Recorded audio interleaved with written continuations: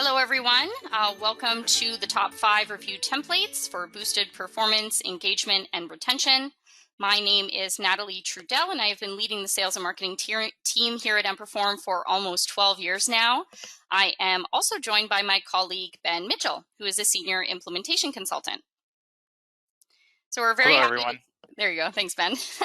We're very happy to be here today to run through some of the great performance review templates that you can start using today if you want, if you're looking to refresh or maybe completely redo your performance reviews so you can better align with the demands of today.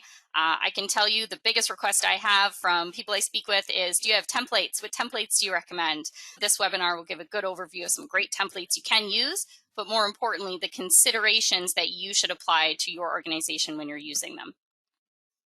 And today we will be covering quite a lot of material, some good stuff. We're going to start with the most common performance management mistakes that we see. Then we'll go on to some of the key trends that you should be considering when redesigning your performance reviews. We'll then go into 5 great trusted and proven review templates so you can get some great ideas and see how our clients are using their Emperform reviews for maximum impact. And for those who are not familiar with Emperform, we've been a leading provider of performance management software for almost 20 years now. We work with companies to provide guidance and software to automate and streamline really all aspects of the performance review, as well as things like ongoing feedback and 360s, surveys, succession planning, compensation planning. We've seen firsthand the challenges of defining and sometimes redefining performance management, and we also see the great impact that effective performance management can have on engagement and retention and overall company success, especially over the last few years with all of the changes that we've experienced. So let's dive in. We actually asked everybody when you registered what your biggest performance management challenges were. So here are just a few, but these were repeated quite a lot in the registration. So everything around administrative work involved in performance reviews to managers not completing things on time, and a lot of notes around the lack of check-ins and feedback during the cycle. So everyone on this call seems to share a lot of the same pain points, and we have been hearing about them for many, many years now. So we can tell you that the challenges you're experiencing, what we're reading here, they're probably symptomatic of the reviews and processes that you have in place. So hopefully the meeting today will help you make some fine adjustments to that so we can address some of these things. So I'm going to pass things over to Ben. Ben's been working on implementations for close to 10 years now. So Ben, why don't you tell us about the most common mistakes that you see, how they align with those great points that everyone had provided, and kind of your take on what we're seeing and why it's not working out there. Yeah, absolutely. So good morning, everyone. I've been doing implementations and working with our clients for the past 8 years, helping them transform their performance review processes. And I've seen a lot of really great processes, and I've seen a lot of processes that really don't work well. We do have some sample forms up here, what we would describe as sort of like nightmare or non-effective processes. And so before we actually get into like, hey, these are some really good examples, we also want to cover what are the things we see that really don't work and sort of result in a massive gap in sort of the perceived value of the performance process. So what we're going to break this down into is the what, the how, and the why. And I'm going to cover sort of the big ones that we see. And we're going to start off with old forms and processes. So do you have the same form or process that you've been using for the last 15 years, or do you have a process that you created and you haven't made any changes or improvements to it based off of the feedback that you've received? So how does this happen? No time to update resources. It takes time to rebuild these processes, to look internally, gather all that feedback and change it around. And it can be hard to find the team or just the time to do that, and some this can sort of be because of a lack of emphasis on the performance management process. And why this doesn't work is because the times have changed. Employees are expecting more, and they're leaving organizations to get it. There's a heavy emphasis for employees these days on progression and development of their own performance in their roles. And if you're not offering that, they are looking at other ways to achieve it. So it's really important to have a process that accommodates for that.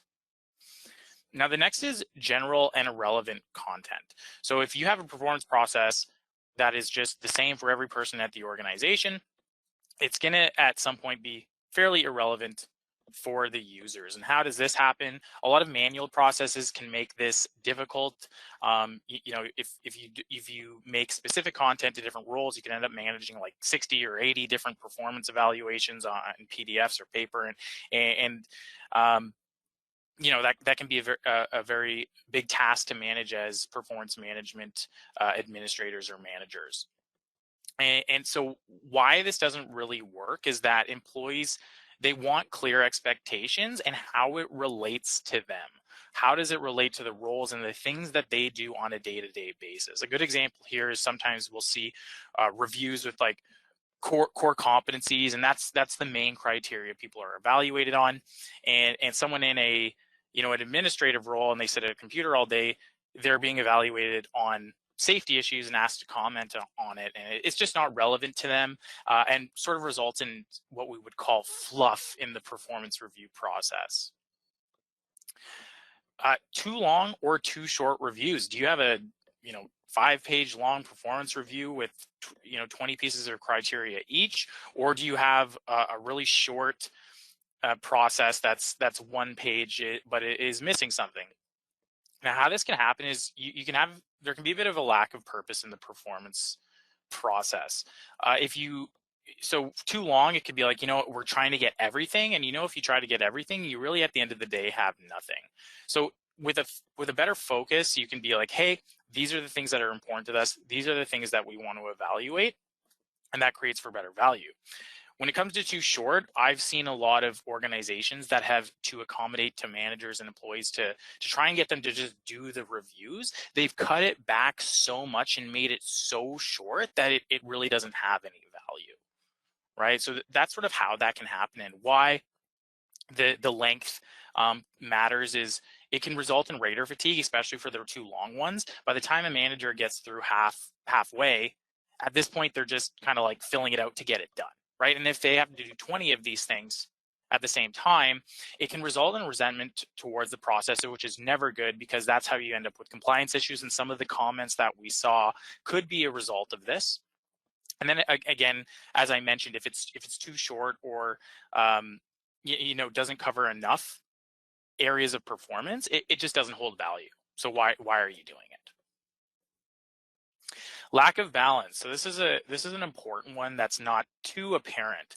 If we think of performance on a scale, one side being value to the organization and one side being value to the employee, we want to try and find balance. And how we can misbalance is because there can be too much focus on the organization value or too much focus on the employee. And we see this with the organizations. What are they looking for?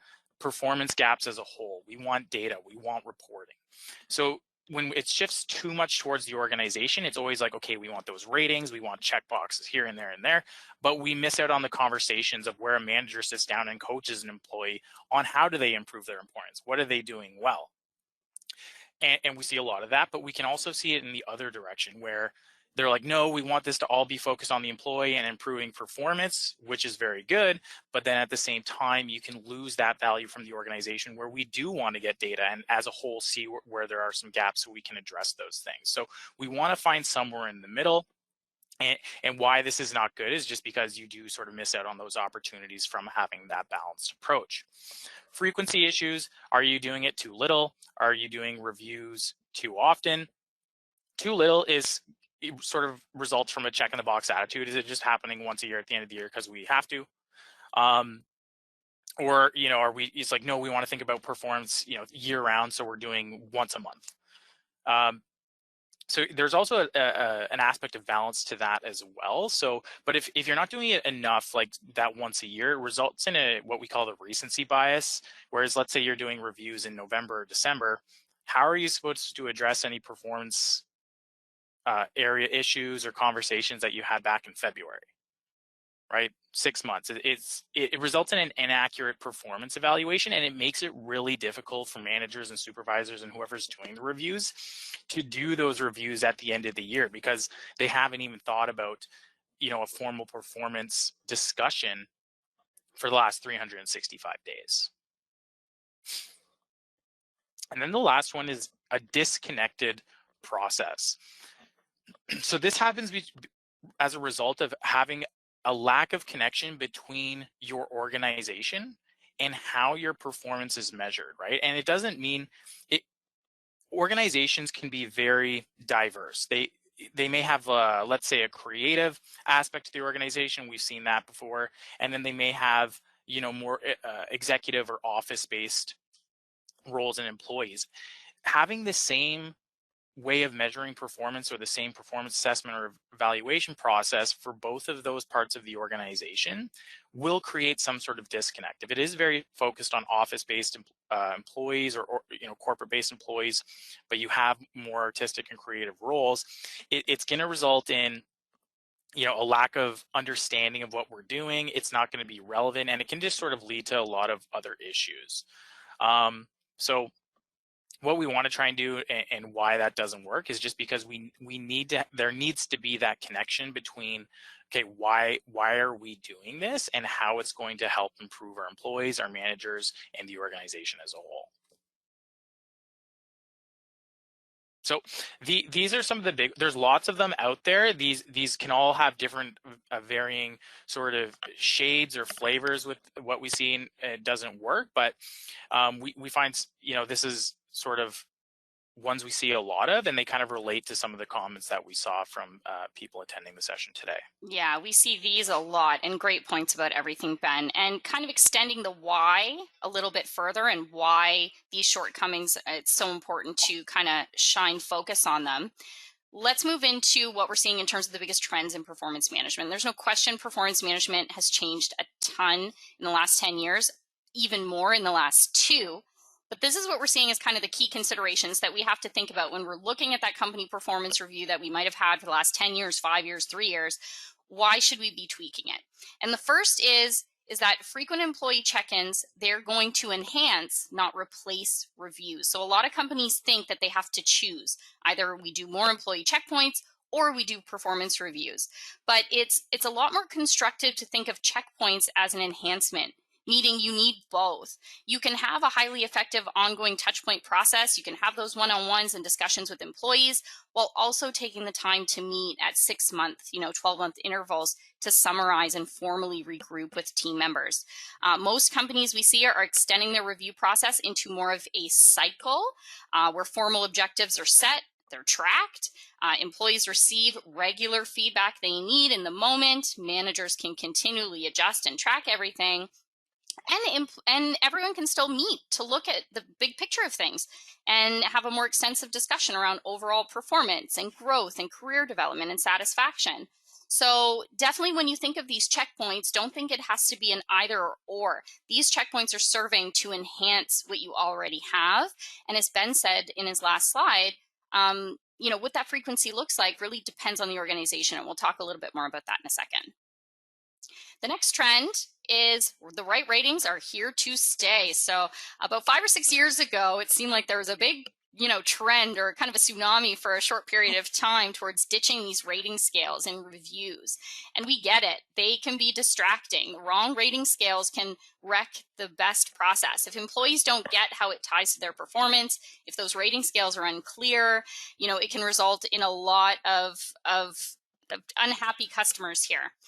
But we also look at what those rating scales are trying to achieve. And at the end of the day, you're trying to get measures so you can make decisions based on your workforce. So the right measures are critical and the right measures are here to stay, but how you approach those rating scales definitely needs some thought. Ben's going to talk a little bit more about it in a moment. We have a great guidebook on our website on rating scales. We are very passionate about rating scales. If you're going to change anything tomorrow with your performance reviews, we recommend going in and taking a look at those rating scales and asking yourself, are they clear? Are they probably resulting in some frustration? Are they distracting from the discussion? So I'll put a pin in that for now, but let's look at rating scales. The next is conversations and reviews will shift towards talent identification and retention. So resignations are on the rise everywhere, guys. We're seeing it. It's leaving gaps in the workforce. There's no easy solution in sight. So what we're seeing is the focus is shifting.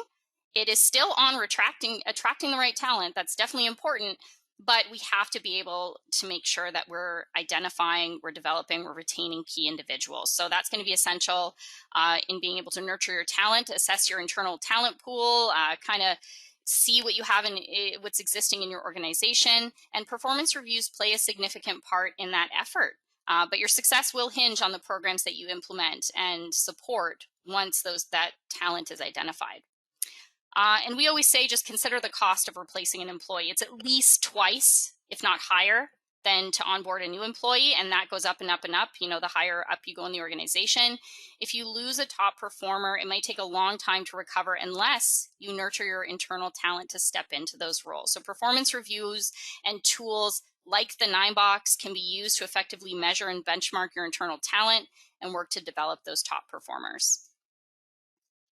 The next is about accountability and, bottom up and side to side. That's going to become the new norm. The traditional bottom up hierarchy structure, they're breaking down, and COVID really forced companies to and people to kind of do more with less. So it encouraged a lot of collaboration across teams, getting things done, a lot of remote work.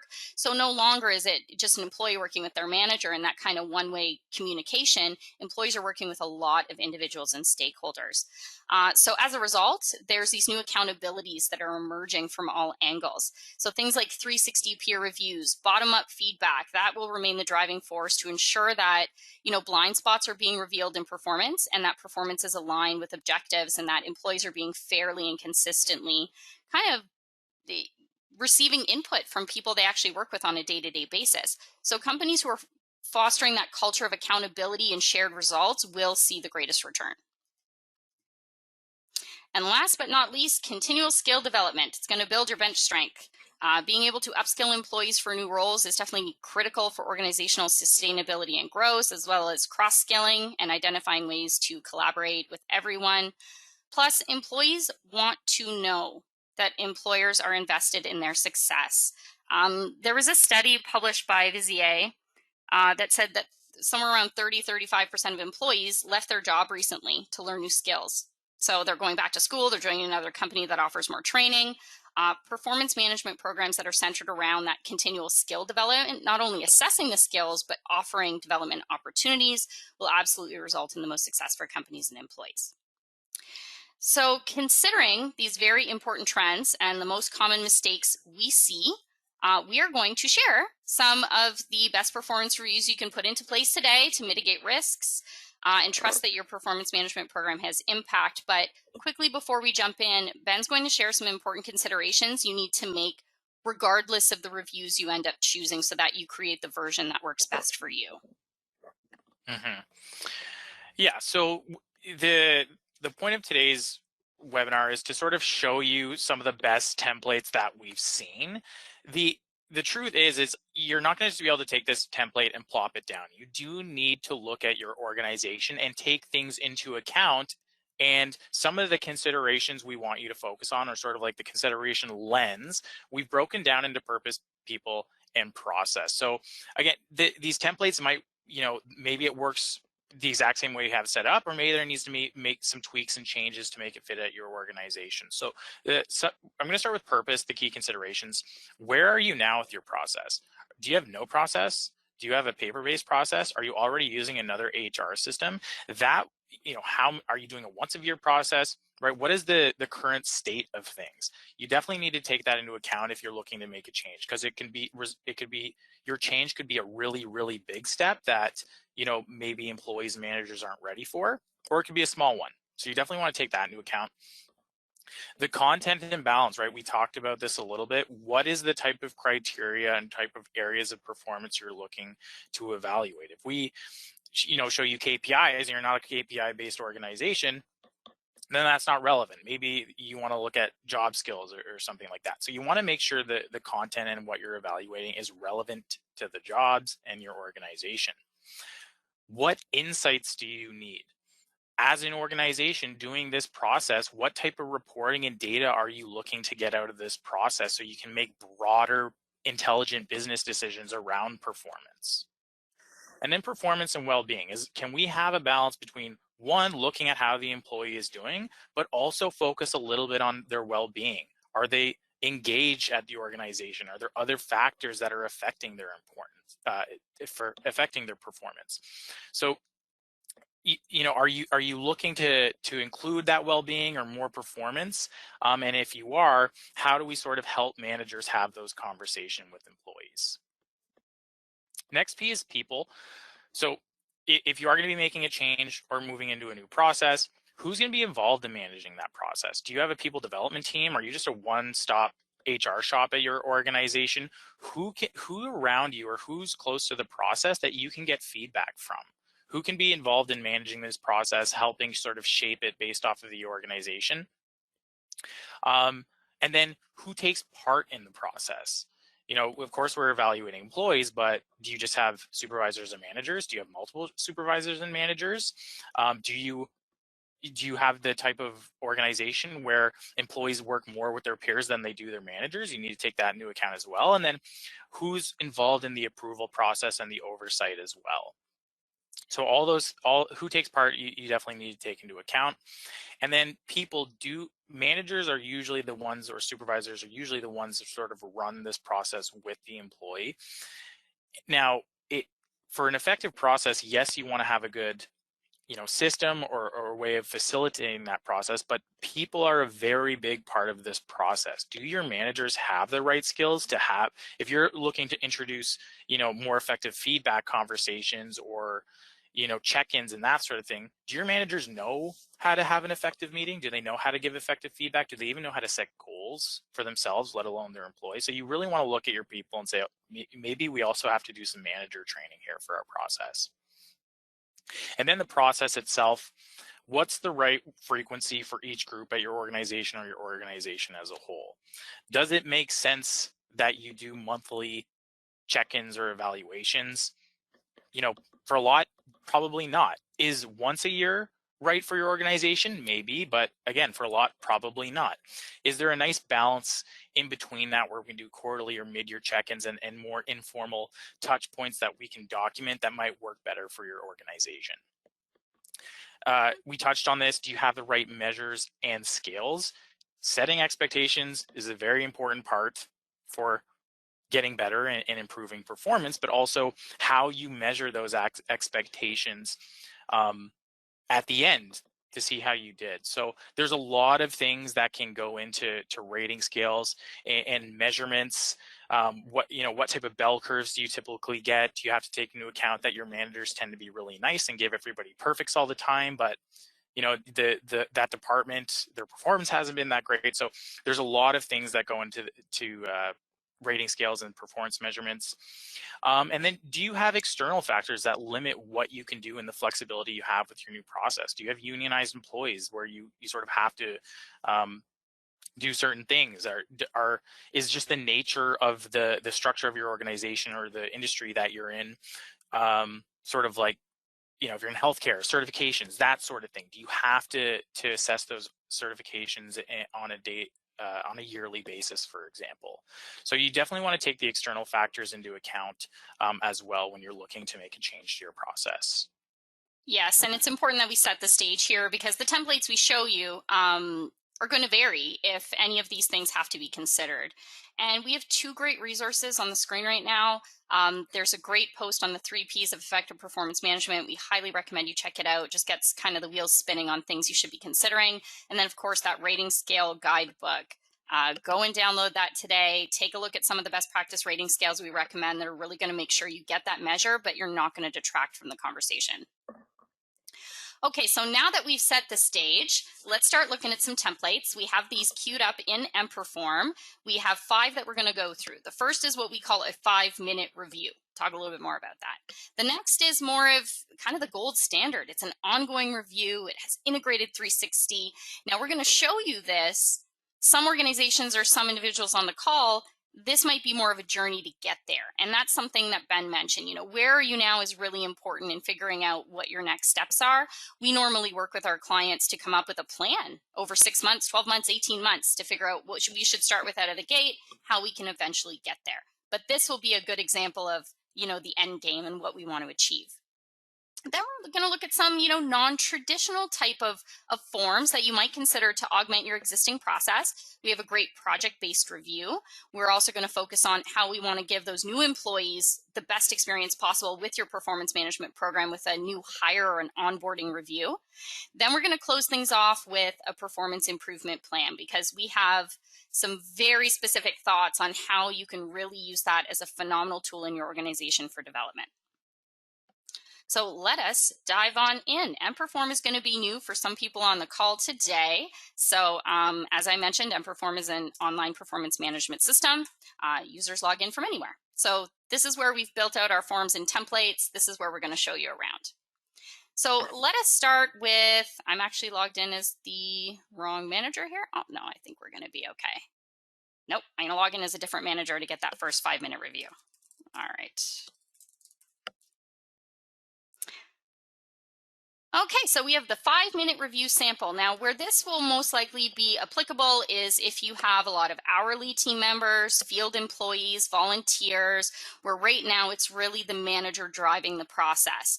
Usually it's happening in Word or in email. It's really difficult to facilitate that. And the manager is just more focusing on the paperwork other than kind of giving a good score and some good feedback. So you'll see that this one is pretty short. It's 4 steps. The manager fills it in, HR takes a look, there's a meeting, and then it's done. But as I show you more templates, you're going to see how that frequency or that process really plays a key role. So if we're a manager coming in here, you can see it's nice and easy. We have some instructions. We always recommend, to Ben's point, do managers have the training? So if you feel your managers are lacking in anything, give them some resources, give them links out, videos, give them instructions. Clarity is going to save you a lot of time. Now, this performance review is very well balanced. You'll see we have job skills, meeting notes, and career planning. So it's kind of looking at the situation where it is now, where it needs to be, and then we're going to talk about the employee as a whole. So this is a great template. You can see things like competencies. Those can be very difficult to rate sometimes. If I'm trying to rate attendance for the last 12 months for this individual, it might be hard to remember what happened 8 months ago or to get a good account, especially if I'm sitting down to do 20 or 30 of these. So something we recommend in this template is breaking those skills up into what we call sub-competencies or parent-child competencies. This way, managers might just answer a few behavioral questions, provide their comments, and one thing we want to train managers to do is make a lot of notes. mPerform has a great journaling tool. It has a feedback tool. If we can get managers in there making, 3 or 4 notes even a year, it's going to save them a lot of time when they're in here completing performance reviews, because they will be able to reference those notes, search through them, read through, figure out if there were any trends that they need to address, any feedback they need to share. In this case, we've already identified 2 notes that we want to include.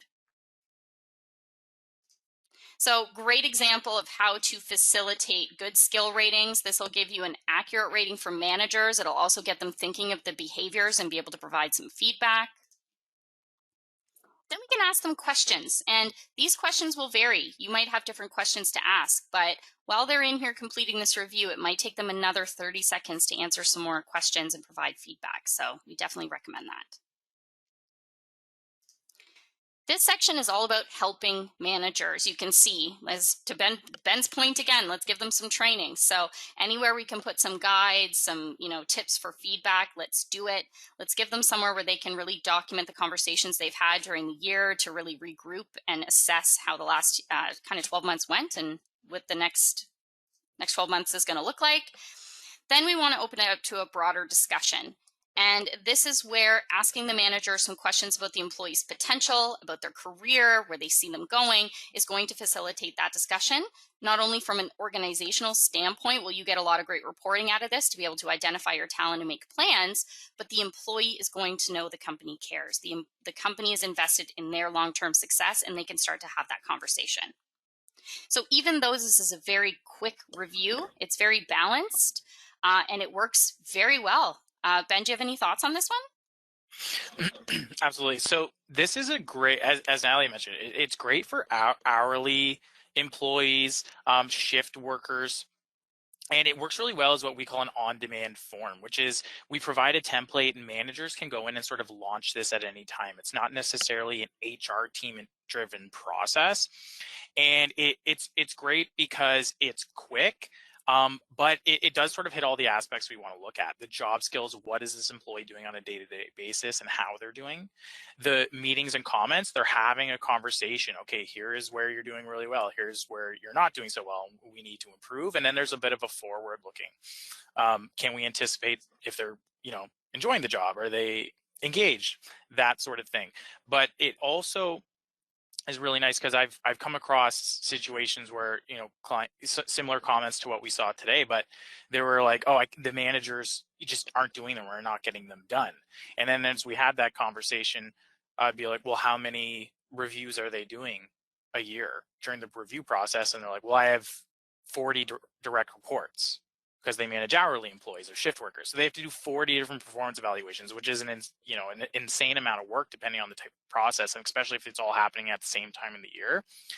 Allowing this to be done sort of ad hoc when the manager needs it and making it short but still effective is a great way to sort of help out the managers in getting it done. And if it actually gets done, then we get the value. So yeah, a great, small, simple, to the point, well-balanced review that will work for sort of specific organizations. Absolutely. And we're big fans of letting technology do the work. So, the way we set things up with clients is to make sure that it's set up and Perform is doing the legwork. It knows who is up for review, who needs to do what, when due dates are approaching, and it's reminding people. It's not that managers don't want to do it sometimes, it's that they're busy too.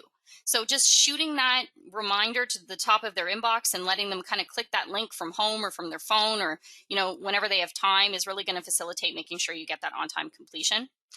Also, the benefit of technology is that you get status tracking. So you will know who's on time, who's missed, and that's kind of the bigger picture of accountability.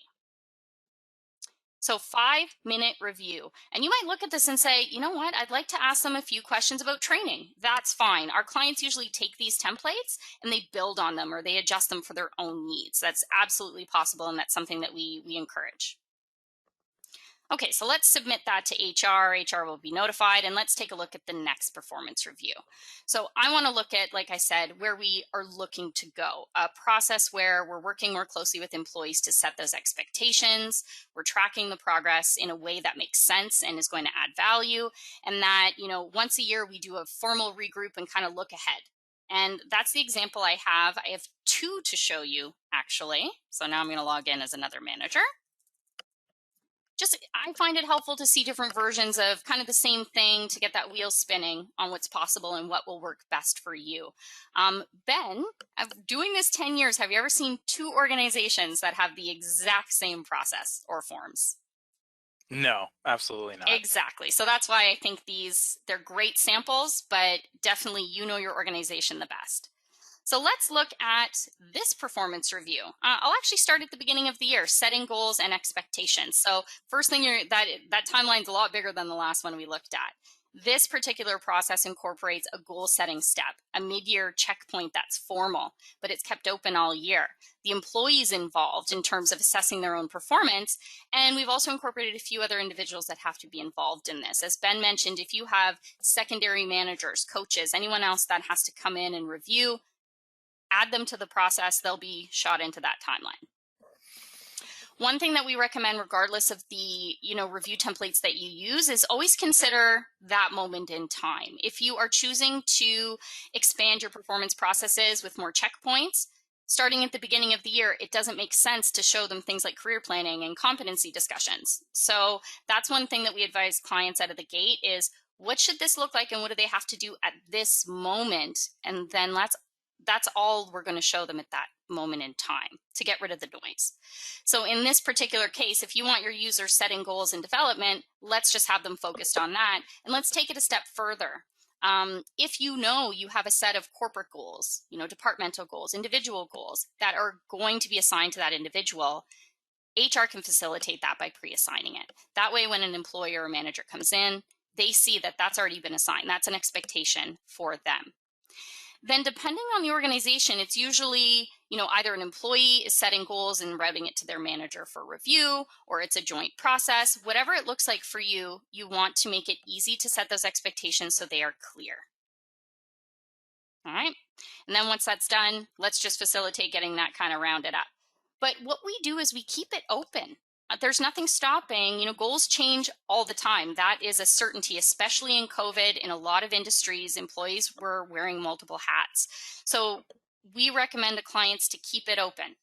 Goals change, they're deferred, new goals have to be added, employees are making progress, and we shouldn't limit that tracking during the year.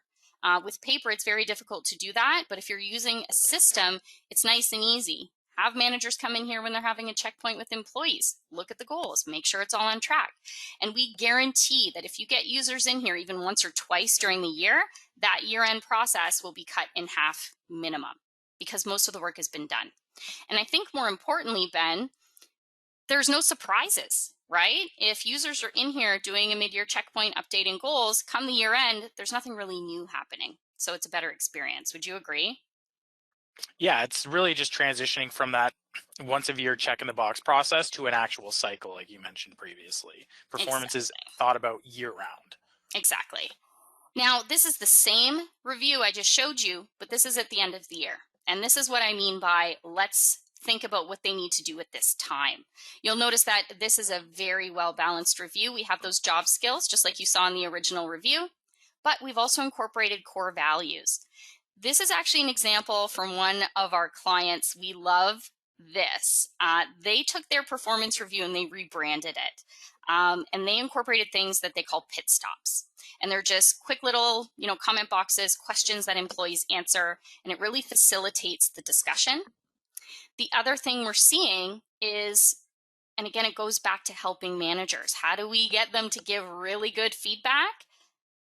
The second thing you do, other than looking at your rating scale, if you want to change your performance reviews today, it's start doing the start, stop, keep going. If you're not familiar with this, it's a very simple but effective feedback framework where managers are basically telling employees what they should start doing, what they're ready for, what they should stop doing, what isn't working, and what they're doing really well and they should keep doing.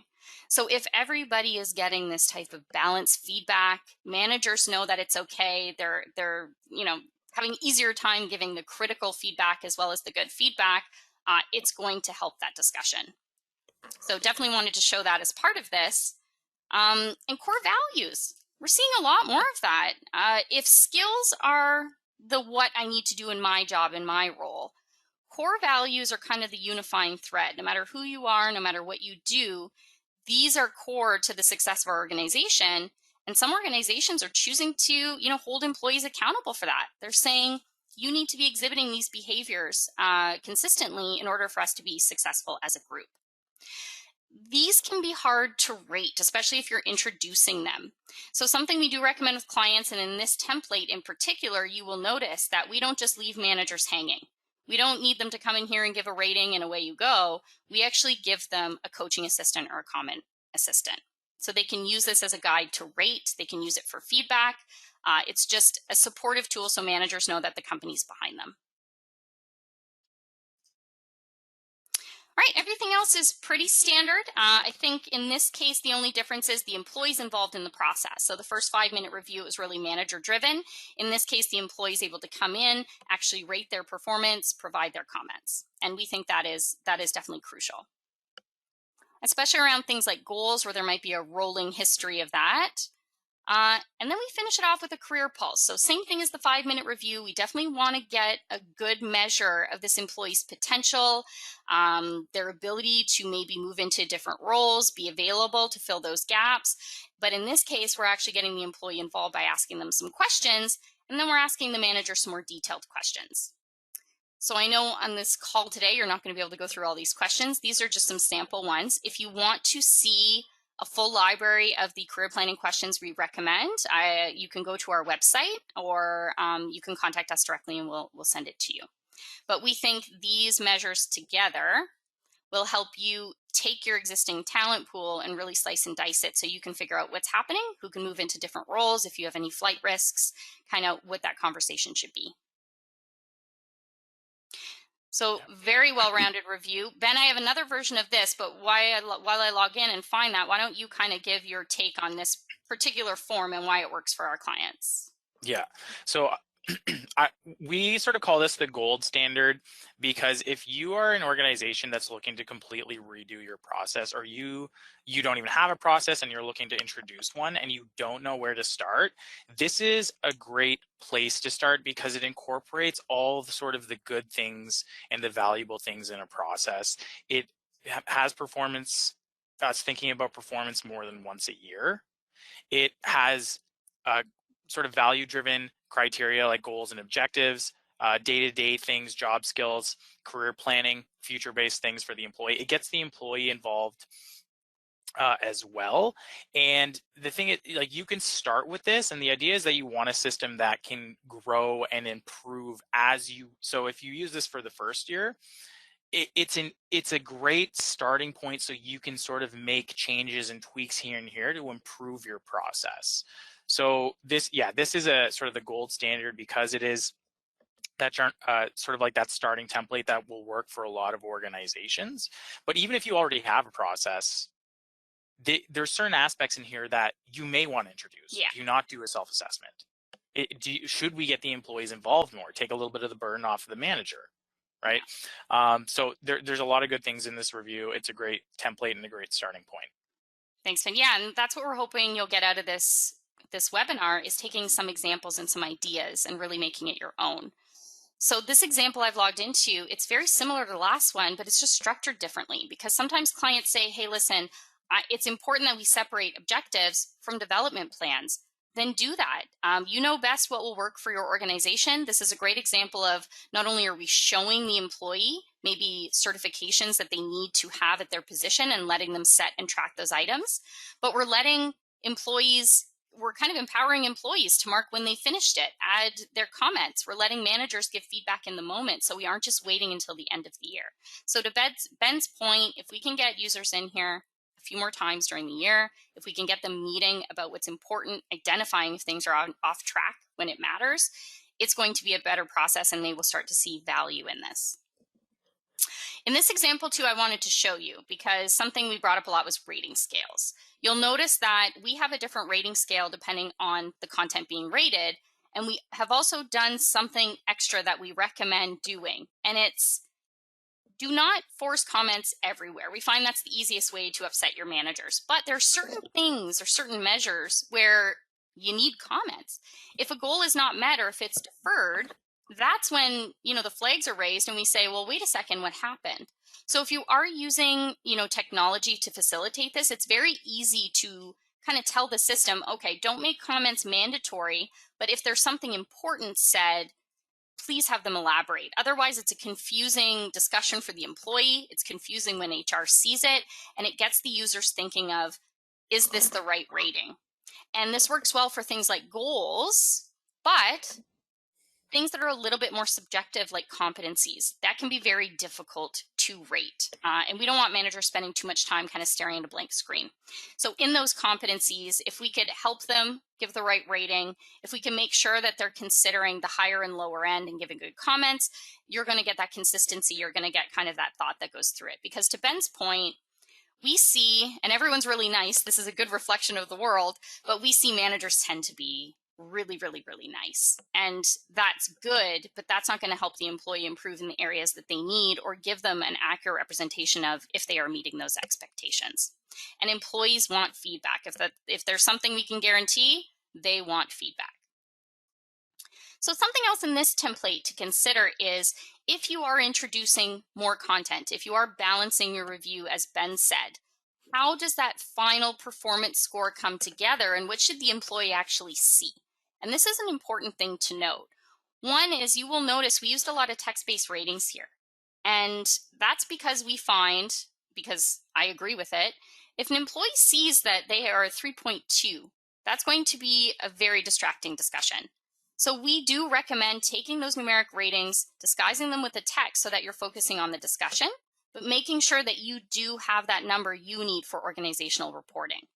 You also have to consider the weights and the values of each of these content areas. So in this case, we decided not to weight development, weight competency slightly more. And this weighting and how this final kind of performance score comes together is really unique to each organization, but it's definitely something to think about. Okay, so two versions of the same review. We have about 15 minutes left, so the next reviews are really short. But before I move on, I just wanted to touch on that 360 aspect, because I'm sure you've heard from your managers, it's tough, especially if you're doing, 10, 20, 30, 40, 50 reviews. Employees work with other individuals. There are other people involved who, if they could weigh in, would not only provide better feedback, but would help the manager. So if you think your organization is ready to move to a place where you can actually facilitate that 360 input, absolutely do it. In Emperform, I don't know if you noticed, but there's a place here where users can actually request formal feedback and see the results before they even complete the review. So this would be the ideal if we were going through these competencies as a manager, and if we were able to access other people's scores of these competencies, what's going on there, any comments that they're providing, you can imagine how much easier it is to provide ratings to the employee, how much better that feedback's going to be. And from an employee's perspective, how much more fair this process is, because it isn't just their manager weighing in, it's everybody.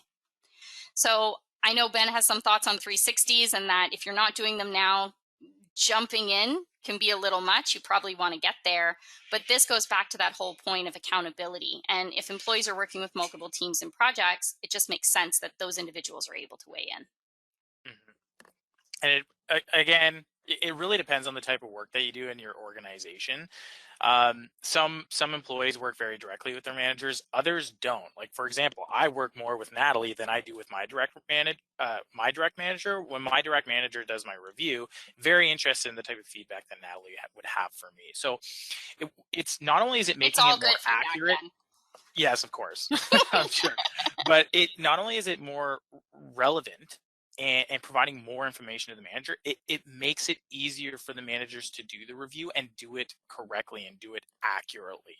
So there's lots of different ways you can gather that feedback. It can be super simple, sort of like a start, stop, keep going, or strength, weakness, and or you can actually have them go through and evaluate job skills that they work with. So Yeah. again, not necessarily one size fits all, but No. we do know that with adding a 360 process in for many organizations can be extremely valuable. Absolutely. And we know why you've stayed away from it. Traditional 360 surveys are a nightmare for HR to administer. It's a lot of work involved. This is more open, broad employee 360 feedback. Some organizations also just do upward 360 feedback for their leadership development programs. So a ton of options and ways you can use that tool. All right, so we have 3 other quick reviews to go through. Those are kind of the meat of the performance program. The rest are great examples of ways to augment that. And the first is a project-based review. So I know a lot of people on the call today work in a project-based organization where employees might not even be talking to their direct supervisor for 6 months. They're working in a project team. So we recommend tailoring your performance processes to your workforce and the work they're actually doing. And we actually have a team member project review here to show you. And this would be a good example of, after a project, if an employee comes, if they could just launch kind of a mini review where they have a good conversation with that project lead, they get the feedback they need, then they can move on. And this is an example of that, where I can indicate who the project manager was. I can add any individuals who I worked with to provide 360 feedback. And it prompts me, it's almost a 5-minute review, but it's about the project itself. Imagine after each key project or milestone, if I can come in here, add the details of the project, who was involved, record my accomplishments and milestones that I think I went through, and do a little self-reflection. This is also where I can evaluate myself against some, key competencies that are put up against any project, like communication and teamwork and technical skills. Answer some questions. And again, back to that self-reflection and getting value out of this. Because after the employee kind of runs through this process, the direct project manager will have the ability to weigh in and provide some input. So very valuable there. And this is a great example of someone else who is not that direct supervisor has better feedback in the moment. Yeah. And I've seen a lot of organizations, they will sometimes use these to augment their whole performance process, but sometimes I've seen this be their their entire performance process. They're like a 100% project-based organization.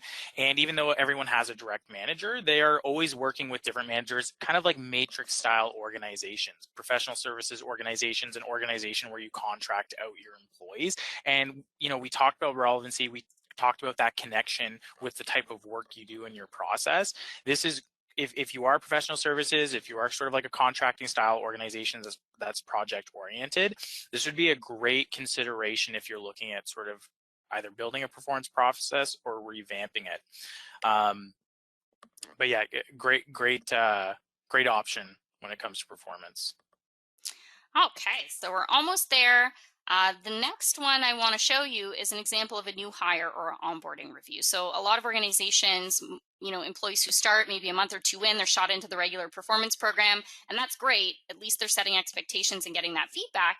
But we find if you give employees a little bit more of an intense experience with training, development feedback during the first, whether it's 30 or 60 or 90 days, whatever it works in your organization, it sets the stage for that performance management program going forward. So I'm going to launch an example of a probationary form right now.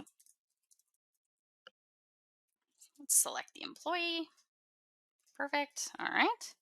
And you'll see it's almost a version of your regular performance cycle, but there's more areas and instructions for more close feedback with the employee. So it's, of course, setting those measures, setting expectations for the first 30, 60, 90 days, making sure employees know what's expected of them, know what resources will be provided, allowing employees to comment and managers to provide feedback during that period.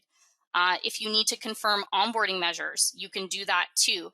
So a lot of our clients use these as an opportunity to not only onboard employees, but make sure that that performance program and expectations for the role are kicked off really effectively. And this is one example. We're not saying this is the one you should use. We're saying definitely think about the process and why it's important and how it would facilitate everything if you had a system or a regular interval where these meetings are being set and managers and employees are formally coming together to regroup. Yeah. And many organizations have different probationary processes. Sometimes it's 90 days, sometimes it's 6 months. Maybe they have check-ins, maybe they don't. But I hear a lot of the similar things from different clients of ours, which is, oh yeah, we have a probationary period, but it kind of just like ends up going by and we forget about it. Nothing really happens. There's no closure. We actually don't even really have an initial meeting with the employee to set those expectations for the first 30, 60, 90. Right. And then if there isn't performance issues, fine. But if then there is, it's this big surprise. And it's very sensitive at the beginning of the employee's sort of tenure with your organization. A lot of the times performance issues isn't necessarily on the employee. It could be a lack of expectations. There could be other things going on. And if you're not even sitting down saying, hey, employee, this is sort of where we're expecting to be, you're kind of not there yet. They don't know that. How do they know they need to focus on it? So it's a great way to sort of facilitate that those ongoing discussions with new employees with their managers, and it really results in maybe we have notifications going in there letting HR know, just so it's not forgotten about and it kind of goes by. And that you can sort of stay involved in that very important phase for your new hires. And it isn't easy we've all been there. It isn't easy to speak up necessarily when you first start an organization. So letting employees know out of the gate that they are empowered and they have an active role in their success is going to facilitate the employee coming forward and saying, hey, listen, I need help here, or there's a bit of a disconnect here. So starting that off early on is going to make a big difference. All right, so last but not least, let's talk about performance improvement plans. Now, these are called many things. On one end, there's formal corrective action and disciplinary forms that you need as a record of performance on the employee's file. We look at performance improvement plans a little bit differently in that they should not be a bad word. They should be embraced and welcomed. We work with a lot of folks who always wonder, could we have done more to retain our team? What happened there? What went off the rails? Were the expectations set? Were they clear? Was the employee given an opportunity to do better? And we see performance improvement plans being incorporated more and more, development programs, either development being plugged there into the performance review, Or in those situations where the employee needs a little bit more attention, this has to be documented, branching this off into a separate performance improvement plan. And this is a pretty great example of a PIP. This is one where the manager would be tasked with coming in and outlining in detail where the areas of concerns might be. They will also outline expectations, commitments, and promises, how the employee will be trained, how they will be given a chance, and what success looks like. And if PIPs are done properly, most of the time, that's going to end in a very good story. Things will be righted, kind of the ship will be righted, and employees are back on track. That's the goal, and that's the hope for these PIPs. So if we can facilitate that, and if you have a system that can make sure that those checkpoints are happening, we see a lot of organizations using PIPs, but Ben, would you agree that they're just, those checkpoints kind of fall off, and then you don't know if they went through that process effectively or not? Yeah, and the last thing you want to do is allow performance issues to linger. Sometimes when there's a performance issue, it's very easy to be like, oh, well, this, this employee's not pulling their weight, or they're just not getting it. But I mean, some of you are probably managers out there, have been in the industry a long time. If you've done an effective PIP, sometimes those employees are struggling. It's just something we're not seeing. And then when you address those issues, they end up being fantastic employees. So I do actually see that most organizations have some sort of performance improvement plan process. It's either not being used, or sometimes it's very much towards like it's a corrective action form where we just need like and that's why people are hesitant to use it. But there shouldn't be, it's performance, right? Improving performance. That's the goal. Right, that should be the goal Nobody's for the perfect. employee. At the end of the Nobody's day, perfect. nobody's perfect. So, as a first step, if you don't do PIPs right now, start having those development discussions inside that performance review. Maybe that will suffice. But in the situations where it needs a little extra time, little extra documentation, little extra process, there's nothing wrong with performance improvement plans. And that way the employee has a shot. The manager and the employee both have a chance to kind of get this back on track. Okay, so a lot of great templates. Again, this is being recorded, so we're happy to share. But I imagine you're all thinking, hey, listen, I like that. That looks good, but this, or but we want to do this. And that's what we're hoping this kind of demonstration is doing. It's getting those wheels spinning. It's getting ideas going. Hopefully you found some tips that you can implement today. Other things, if you'd like to discuss how you could possibly roll that out over time in your organization in a way that makes sense and isn't going to be too much of a fire hose, that's what we're here for. So just kind of going back to a summary, we went through a quick 5-minute review, 2 versions of that kind of gold standard ongoing review, and we didn't even touch on the fact that that can morph into a quarterly checkpoint review at some point. Also showed a project-based review, a new hire review, and a performance improvement plan. You could be using all of these in your organization, possibly, depending on your organization and the different groups that you have. All right, so just a note, you saw a lot of tools as we were clicking in and perform. If anything kind of stood out and you'd like to see more, just get in touch with us after this webinar. We'll be happy to kind of show you around all the different tools, because the performance review is at the heart of any good performance management program, right? You need to be able to customize that to your company's needs, build it out with the right measures, but then there's a lot of things you can do if you get that right. You can open things up to more frequent checkpoints and feedback. You can incorporate those multiple voices with 360s, and you can also use those measures for succession planning, talent identification, and compensation planning, because if you do kind of revamp your performance process, that's the first thing employees are going to ask. What does this mean for me? So if you're interested in seeing more of mPerform or seeing a few more templates that we have, please reach out. Something else that we do is we can look at your forms and give our input. So someone like Ben, this is what he does every day, all day with new clients. That's the first thing we do, is we give you a dedicated consultant like Ben to look at your processes and forms, make recommendations, come up with a plan that's going to work for you, and monitor as we go to see if there's anything we need to change. So if you would like to have a discussion or have any questions for us after this event, please reach out. You can give us a call, visit our website, contact us directly. But Ben, thank you for joining, taking an hour of your day to kind of share your insights with our clients. I think we're up against the time. There are a few questions, so I'll reach out to you individually. But thank you so much for joining, everyone. And thanks, Ben. Thanks, everyone.